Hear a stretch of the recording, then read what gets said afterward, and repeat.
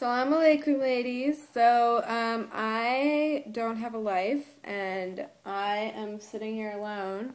I guess I'm not totally alone. There's Sky's in there, and Rod is over there, and the rest of that is my messy apartment.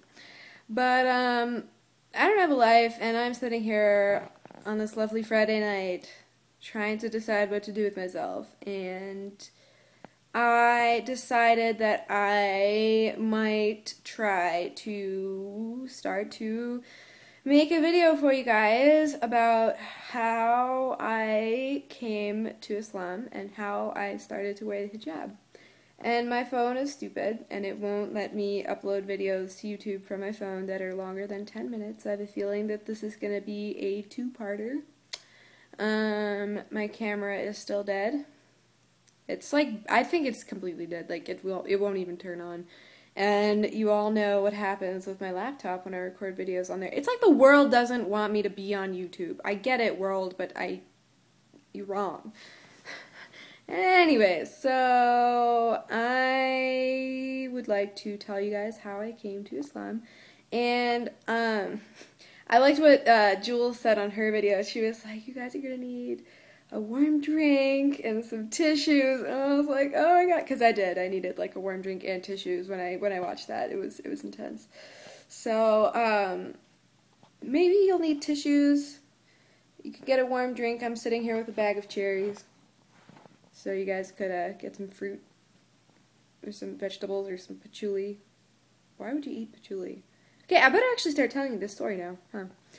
So it all started, I don't even know where to begin. It all started 5 years ago, maybe? We'll go with 5 years ago. So I was a young and stupid and reckless teenager, as I'm sure most of us were. And I was in high school at the time, and I think I was a freshman in high school. And I was doing a lot of drugs.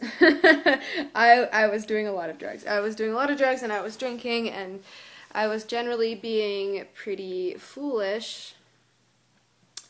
And it was bad. I was failing school, I was ditching, I was hanging out with the complete wrong crowd. I was just a general delinquent. So my parents, they sent me away to one of those like treatment camps. Well, I went to a wilderness thing first, and I was in the wilderness thing for 3 months, 2-3 months.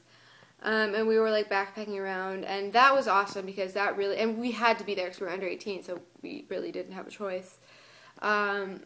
And that was awesome. Like, I mean, I hated it initially, but like I loved it. Like, that changed me, you know what I mean? So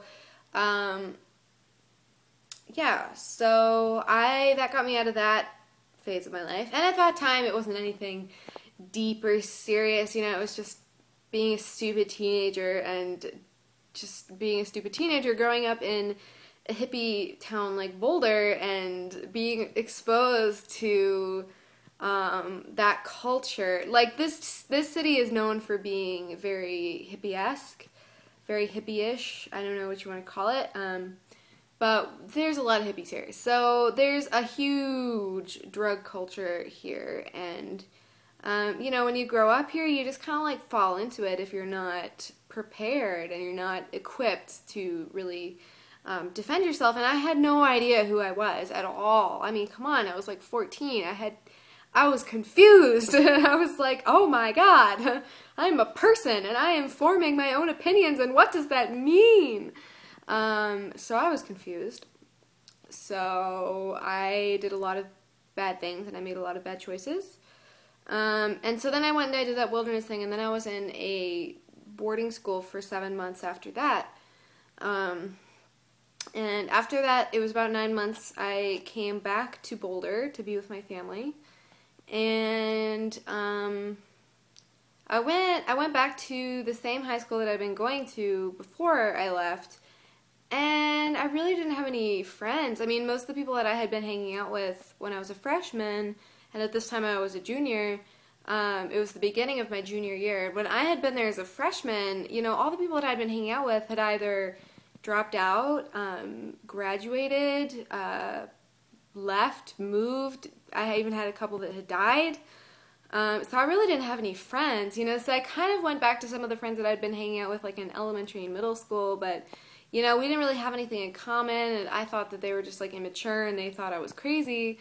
So I really didn't have any friends, and it was really lonely, and it sucked, and I was miserable, and I hated everything about my life. I was so depressed. Like, coming back into that school and not having any friends, I was so upset. I was, like, incredibly depressed. It was horrible. So, I stayed there for about a semester. It wasn't even a semester. It was, like, half of a semester. And I went to my guidance counselor, and I was like, I can't do this. I was like, I can't do this. I was like, I need to either find an alternative, I need to find another school, or I can't stay here. And so we were like working for a while, and we were looking and looking, and there was nothing. Like, there was no options for me. Like, there was an alternative high school that I could have gone to, but if I went, I would have had to stay an extra year to graduate because their requirements were different. And I was like, no, like, my whole point is that I want to get out of here now. Like, I don't want to spend an extra year in high school. So, so that didn't work out, and so eventually I found that the University of Colorado here had a program where you could, if you were in the public schools here and you were like in high school, you could take classes at the university for free. I think you could take up to 2 classes for free at the university. And I was like, check please, like, you know, so at that point, I enrolled in those classes for the next semester, and I took Intro to Sociology and Beginning French. I still remember. And I enrolled in those 2 classes, and I dropped out of high school, and I went to go and get my GED. And at this point in time, you know, I had been really depressed. I had been really depressed. So you know, when I first came back from boarding school and all this, I was being really good. Like, I was staying away from all of these people that were bad influences. I had been, you know, completely clean and sober, and I was like, no, I don't want to get back into all of that stupid stuff that I was doing before. I want to be better. So, you know, but in the midst of that first semester being back, I was like, oh my God, I'm so depressed. Like, I had this huge, big empty hole in my chest, and I feel like I have nowhere to go. Like, I feel like I'm alone. Like, I literally feel like I am completely alone, and there's nobody here with me. Like, there's nobody guiding me, you know. And so, you know, naturally being so depressed, and I kind of started hanging out with some of the same people, and I started you know, drinking and getting into that stuff again. And I mean, not as bad as I had been before, but like definitely. And you know, through this, my parents are atheist. They don't believe in God at all. They don't believe in any sort of religion at all. And that's how I was raised. So, you know, naturally at that point, like, I wasn't thinking to myself, oh, I should turn back to whatever. I had nothing to turn back to. I was alone. You know, it was a scary time. Like, I just remember being so depressed. And I remember when I dropped out of high school and I told some of my friends, they were like, oh my God, Marie, like, your life is over. Like, your life is going to be ruined. Like, how can you drop out of high school? That's like, you know, what are you going to do? Are you going to, like, work at a gas station the rest of your life? Like, don't drop out of high school. You're going to go nowhere.